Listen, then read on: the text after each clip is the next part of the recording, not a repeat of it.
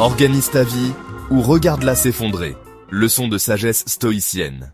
Si tu n'organises pas ta vie, le monde le fera pour toi. C'est une réalité à laquelle personne n'échappe. Dès le moment où tu ouvres les yeux le matin, si tu n'as pas décidé de la direction de ta journée, d'autres le feront à ta place.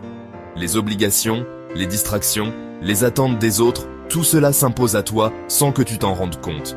Tu te retrouves à courir après le temps, à répondre aux urgences des autres, à subir le chaos ambiant. Et rarement à ton avantage. Le monde extérieur est rempli de sollicitations, de distractions, de pressions qui ne servent pas toujours tes intérêts. C'est une vérité que les stoïques ont comprise il y a des siècles. Ils savaient que si tu ne prends pas le contrôle de ta propre vie, tu deviens un pion sur l'échiquier des autres. Les stoïques observaient déjà comment la société, les circonstances et même les proches pouvaient détourner un homme de ses propres objectifs, simplement parce qu'il n'avait pas pris le temps de définir ce qui comptait vraiment pour lui. Un homme qui ne gouverne pas sa propre existence devient esclave des circonstances.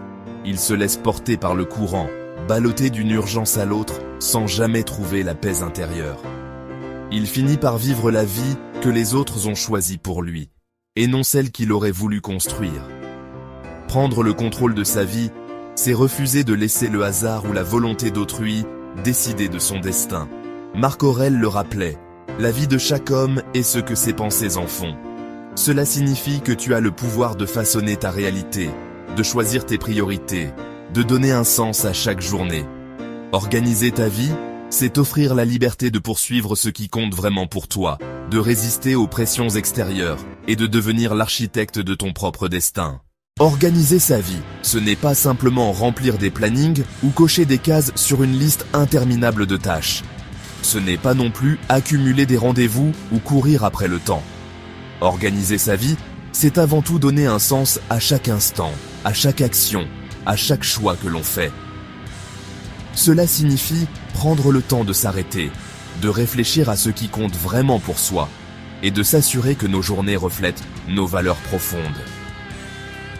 Épictète disait « Ce qui trouble les hommes, ce ne sont pas les choses, mais les jugements qu'ils portent sur ces choses. » Cette phrase nous invite à porter un regard neuf sur notre quotidien. Ce n'est pas la quantité de tâches accomplies qui fait la qualité de notre vie, mais la manière dont nous vivons chaque moment, la conscience que nous y mettons et l'intention qui guide nos gestes. L'organisation commence donc par l'esprit. Avant de vouloir mettre de l'ordre dans nos agendas, il est essentiel de mettre de l'ordre dans nos pensées, nos priorités, nos émotions.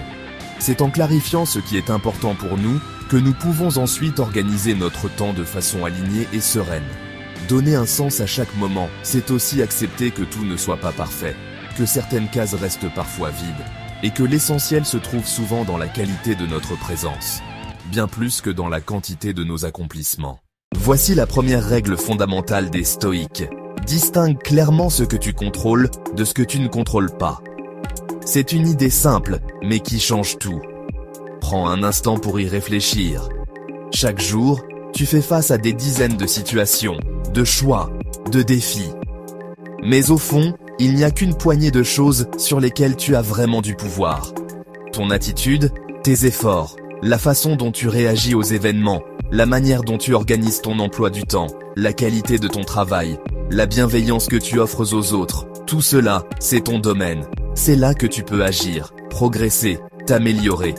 En revanche, il y a tout ce qui échappe à ton contrôle, les événements extérieurs, les critiques des autres, les retards, les imprévus, la météo, les décisions des autres, les réactions du monde.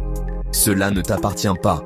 Tu peux t'y adapter, mais tu ne peux pas les changer par la seule force de ta volonté. Alors, pourquoi t'en inquiéter? Pourquoi gaspiller ton énergie à vouloir contrôler l'incontrôlable? Les stoïques nous invitent à recentrer notre attention sur notre sphère d'influence. À chaque fois que tu ressens du stress ou de la frustration, demande-toi, est-ce que cela dépend de moi? Si oui, agis. Sinon, lâche prise. C'est là que commence la liberté intérieure. La deuxième règle, agis avec intention.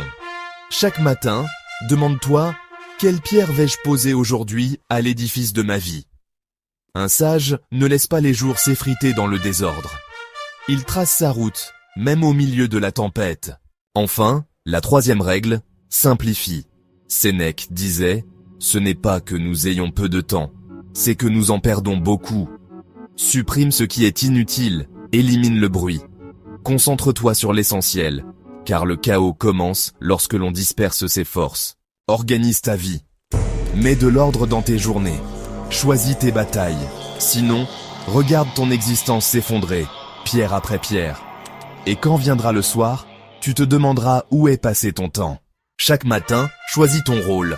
Être l'architecte de ta vie, façonner ton destin, ou rester simple spectateur de son effondrement. Abonne-toi pour d'autres leçons de sagesse intemporelle et inspirantes.